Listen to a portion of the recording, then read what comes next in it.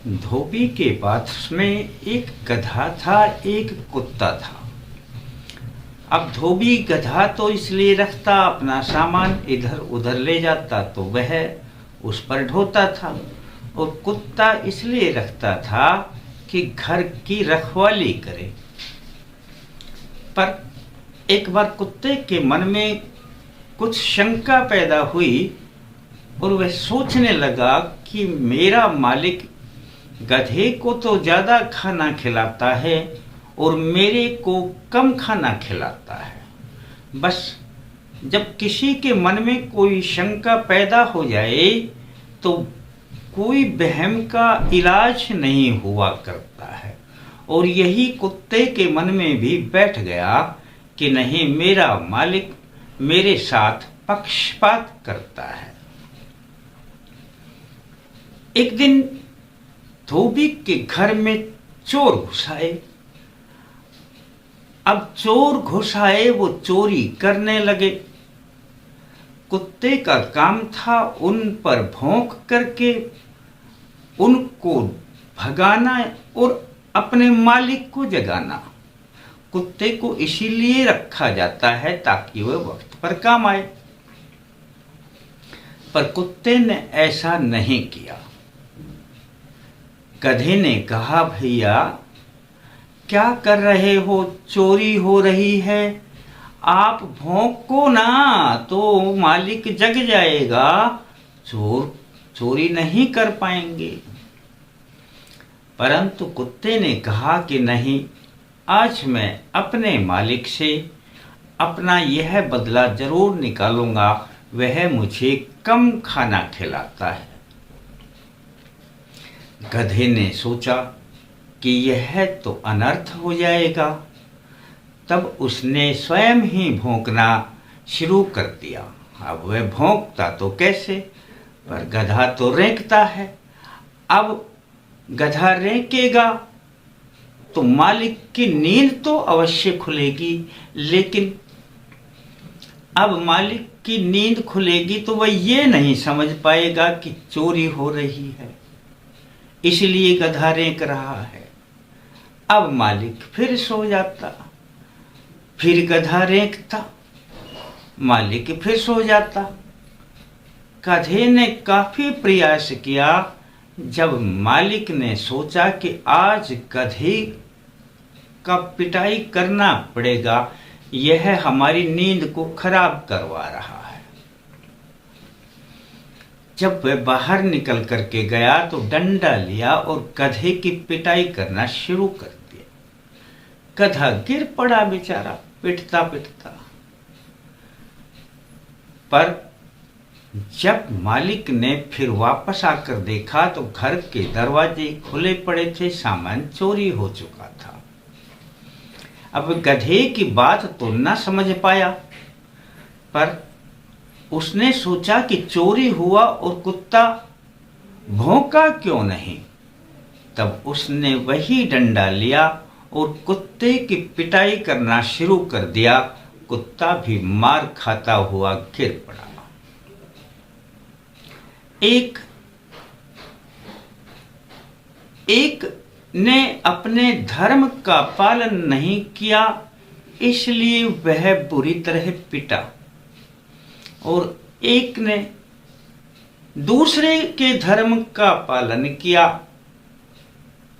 गधे ने, जो कि उसका काम नहीं था, वह कुत्ते का धर्म था, उसका पालन किया मालिक को जगाने के लिए, तो वह भी पिटा। दूसरे के धर्म का पालन करने वाले भी पिटते हैं और अपने धर्म का ना पालन करने वाले भी सजा पाते हैं।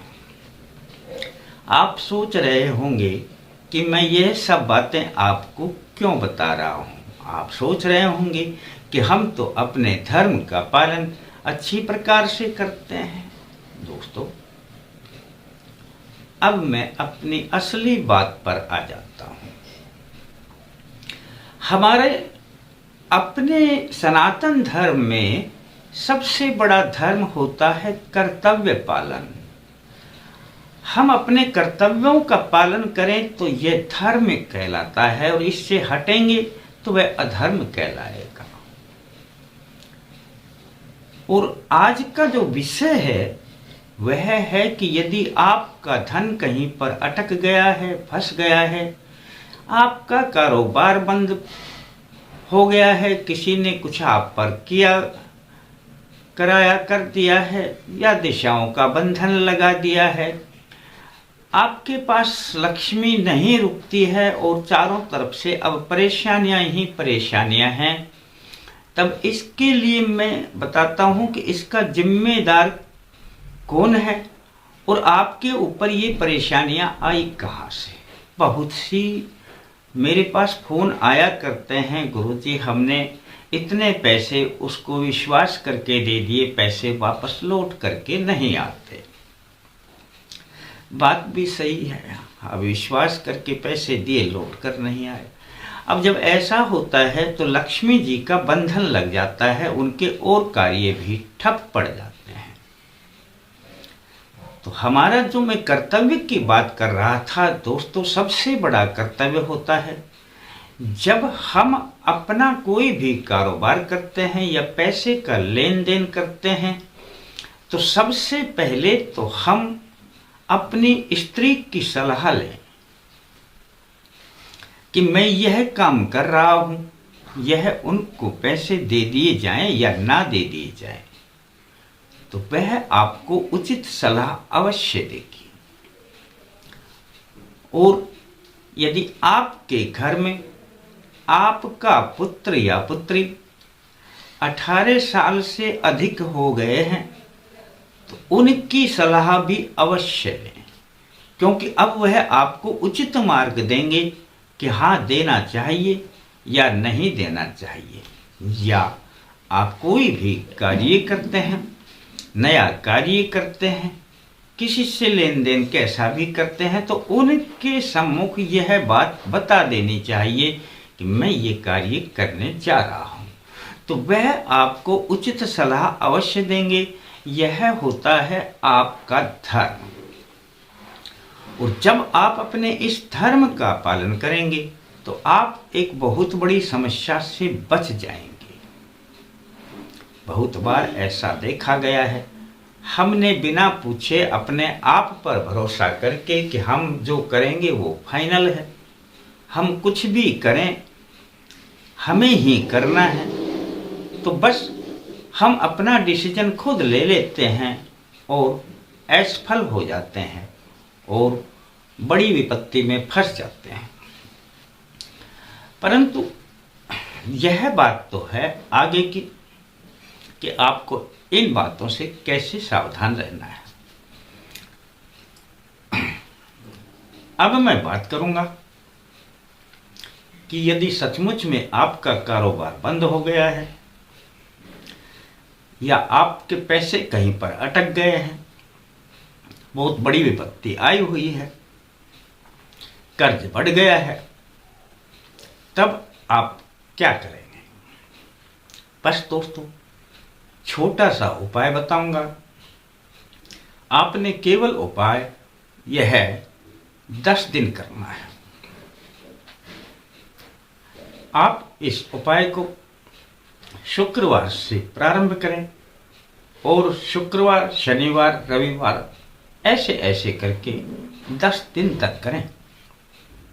केवल रोजाना 1 कपूर और 1 लौंग की आवश्यकता होगी। और अपने करना क्या है दोस्तों, नहा धो करके पूरब की ओर मुख करके 1 लौंग अपने दाहिने हाथ में रख करके अपनी मुट्ठी को ऐसे बंद कर लें और इस मंत्र को 10 बार पढ़ें।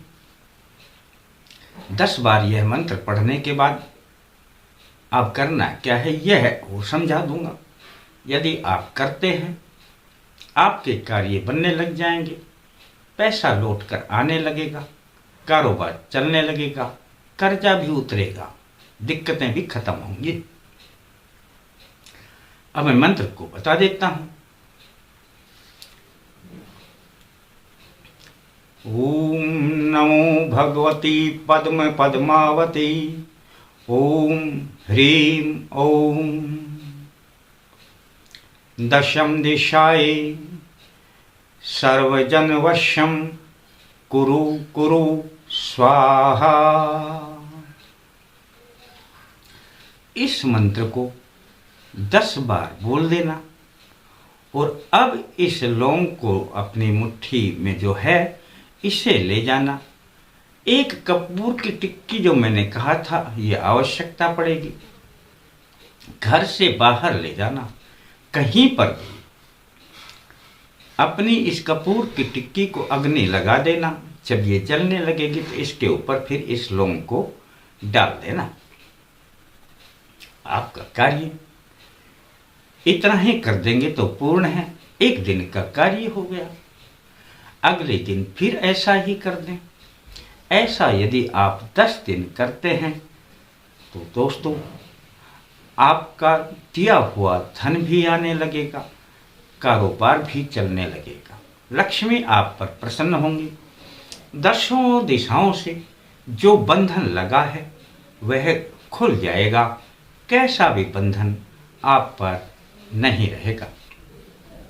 करें और इसका फायदा उठाएं। और एक काम जरूर कर लें, वीडियो को सब्सक्राइब करके लाइक कर लें और आल लिखा है तो आल को दबा दें। दोस्तों इतना सा काम ये उनके लिए जो नए दर्शकगण इस वीडियो को देखते हैं उनके लिए। शेष फिर मिलते हैं दोस्तों नए अंक के साथ। तब तक के लिए जय माता दी।